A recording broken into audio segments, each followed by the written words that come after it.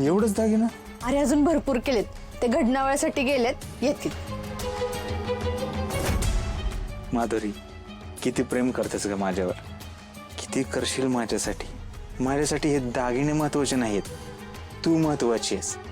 पण आपल्या संसारासाठी हे दागिने महत्वाचे आहेत. असंच काडी काडी गोळा करत, सगळं गोळा करत राहा. पैसे, दागिने हे सगळे जमा करत राहा. गोपाळ, मी तुझ्यासाठी काय बी करायला तयार आहे. माझ्यासाठी नाही, आपल्यासाठी, आपल्या सुखी संसारासाठी सगळं कर. माधुरी, फक्त हे सगळं करत असताना ज्या आधी चुका केल्या त्या परत करू नको. म्हणजे कोणाला कळणार नाही आपलं काय चाललंय, कोणाला डाऊट येईल असं वागू नको. नाहीतर काय होईल, सगळं फिसकटल. गोपाळ, तू मला फसवणार तर नाहीस ना? काय बोलतेस माधुरी, असं बोलशील आता? अगं तू म्हणजे मी आहे. मी तर मनातल्या मनात कधीच तुझ्याबरोबर लग्न करून झालंय. आता देवा बामणाच्या साक्षीने एकदा लग्न झालं म्हणजे झालं मग सगळंच. मी कसा विश्वास ठेवू? तू ऐन टायमिंगला पलटलास तर, मला एकटीला सोडलंस तर? गोपाळ, असं तुझ्यावर खूप प्रेम आहे.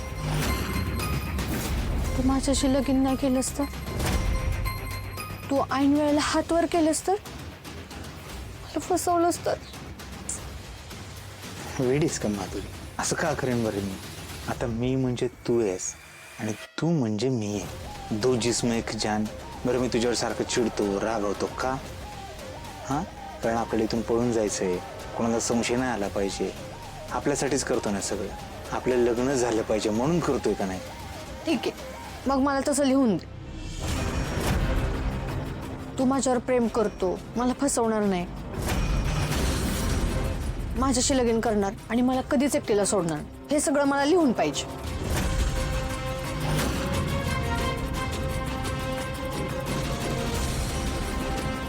काय झालं, देणार ना लिहून?